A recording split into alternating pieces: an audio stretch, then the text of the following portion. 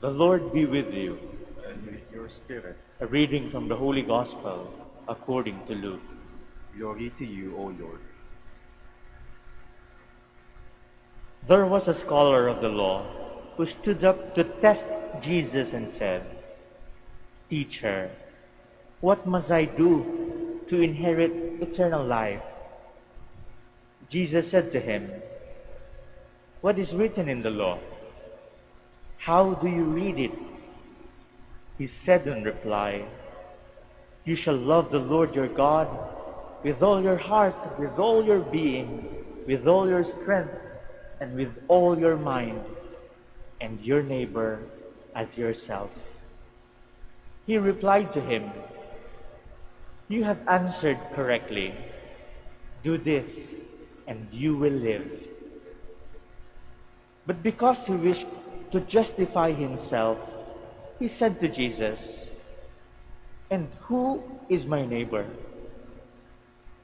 Jesus replied, "A man fell victim to robbers as he went down from Jerusalem to Jericho. They stripped and beat him and went off, leaving him half dead. A priest happened to be going down the road, but when he saw him, he passed by on the opposite side. Likewise, a Levite came to the place, and when he saw him, he passed by on the opposite side.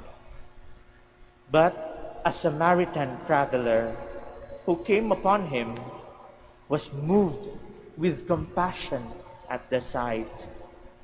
He approached the victim, poured oil and wine over his wounds, and bandaged them. Then he lifted him up on his own animal, took him to an inn, and cared for him. The next day, he took out 2 silver coins and gave them to the innkeeper with the instruction, "Take care of him. If you spend more than what I have given you, I shall repay you on my way back." Which of these 3, in your opinion, was neighbor to the robber's victim? He answered, "The one who treated him with mercy." Jesus said to him, "Go and do likewise." The Gospel of the Lord. Praise to you, Lord Jesus Christ. Please be seated.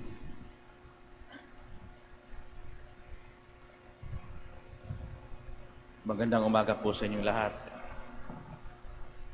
Ang pagmamahal sa Diyos at pagmamahal sa tao ay hindi pwedeng ipaghiwalay. Tandaan natin yan. Once we try to separate the two things, we become hypocrites. Hindi pwedeng kapag ikaw po'y simba ng simba, pag uwi mo sa bahay, ikaw ay walang hiya. It should be integrated. Kung ano yung natanggap mo sa dasal mo, at kung ano yung pinagdarasal mo, at kung ano yung natanggap mo sa misa, dapat inuuwi. It should be integrated. Hindi compartmentalized.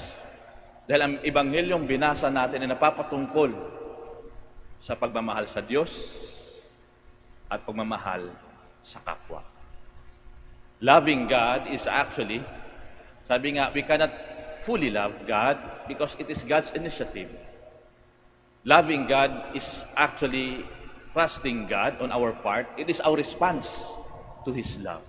Sapagkat ang Diyos ang unang nagmahal sa atin. What we can initiate is our love of neighbor. Pero madalas, mahirap kasing mahalin ang neighbor na hindi perpekto. Madalas nating naririnig yan sa mga tinatawag natin na mga gathering, yung mga charismatic gathering, at sinasabi, God is good. At palaging sagot, all the time. Tapos all the time, God is good all the time. Paulit-ulit yan. Kaso, pagpapalitan mo yon, kung halimbawa yung neighbor mo, your neighbor is good, pag hindi ako ichichismis, kung sabihin natin yung neighbor mo, yung asawa mo, your wife is good, from time to time. Your husband is good, hindi sa lahat ng pagkakataon. Kaya nga mahirap.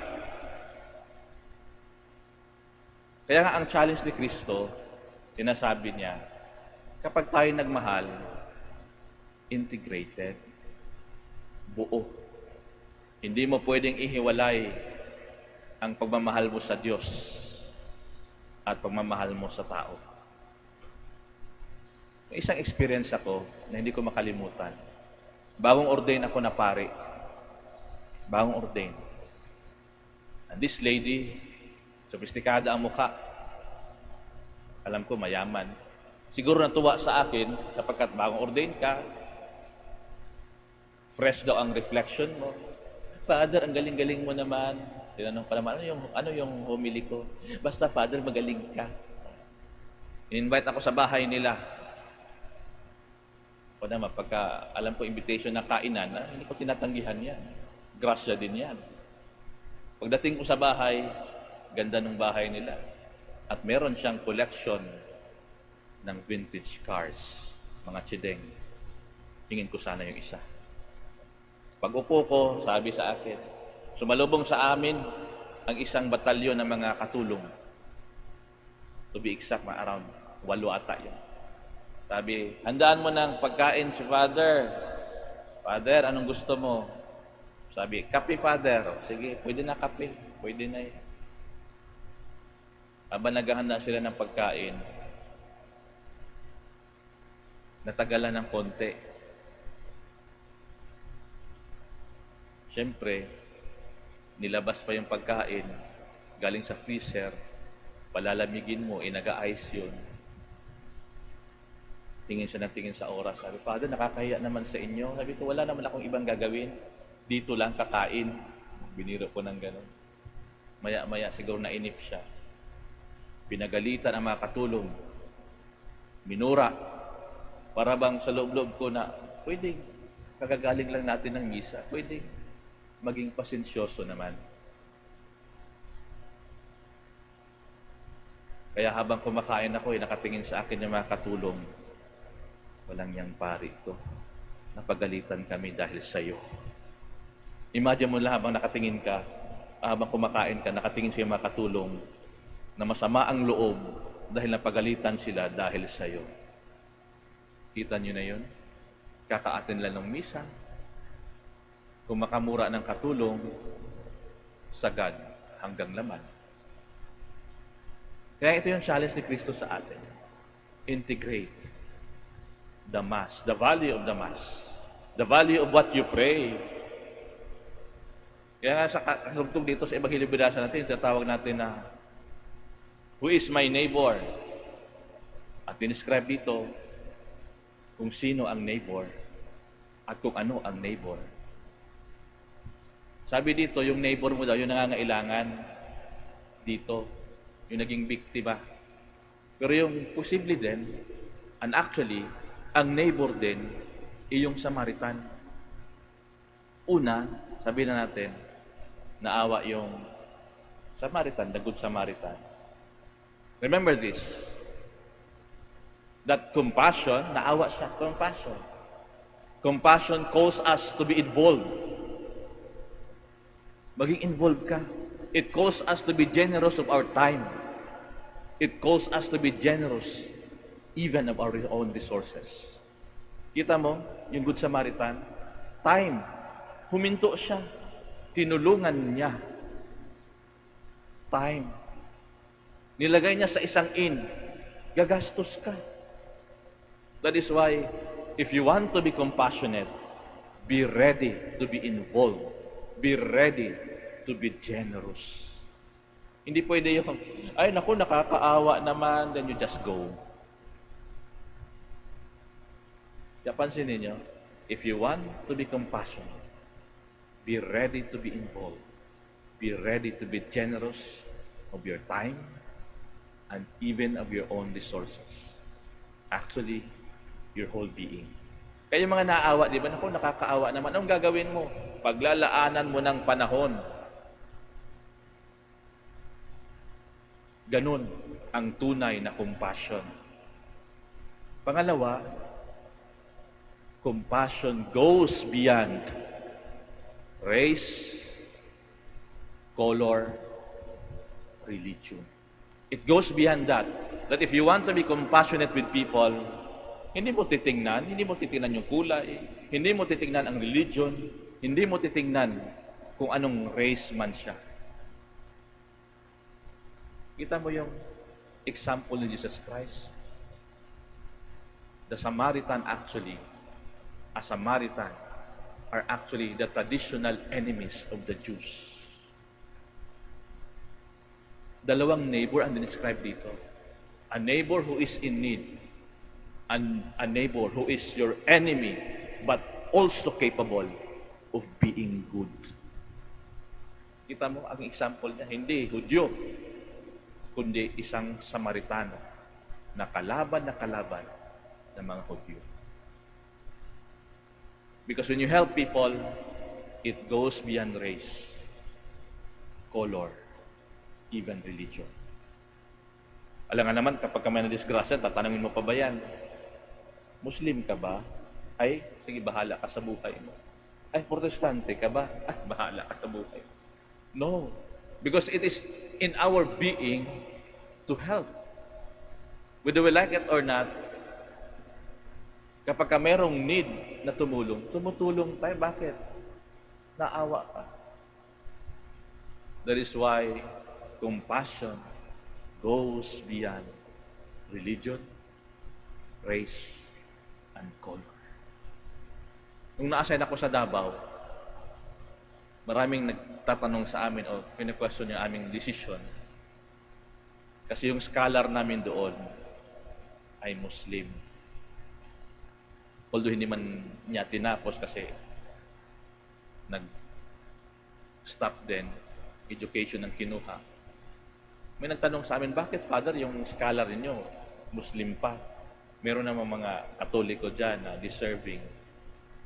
Simple lang ang sagot namin. Hindi ba pwede? Pwede, di ba? That is why when you help people, it goes beyond that. It goes beyond the religion. Remember this, two things. Compassion goes beyond religion, color, and race. And compassion always call us to what we call to be involved. And today, as we celebrate the feast of St. Francis of Assisi, actually, traditionally, sa aming mga Dominicans, kapag kapiestahan ni St. Dominic, we invite a Franciscan sa misa. At kapag kapiestahan naman ni St. Francis, they also invite Dominicans. At kung titingnan natin ang buhay ng dalawang ito, they have compassion. Mayayaman to. Si St. Francis ay mayaman. Si St. Dominic ay mayaman. And yet they gave up their wealth because they saw and have compassion and they want to be involved in helping, renewing the church during that time. And their teachings, by the way, they embrace, and it goes beyond race, religion, and color. Kaya nga ang Dominicans at Franciscans, kahit saang lupalop ka ng mundo, nandun, it goes beyond. So remember this, na kapag tinatanong tayo kung sino yung neighbor mo, those who are in need, and perhaps those neighbors also might be our enemy, but they're capable of doing good and of being compassionate. Kaya kapag nagtatanong kayo kung sinong neighbor ninyo, tumingin kayo sa tabi-tabi, nandyan lang yan sila. So, sa atin din, let us be a neighbor, let us be compassionate. But always remember to be involved in your time, in your generosity of your time, resources, and perhaps your whole being. That is how it is to be compassionate. Let us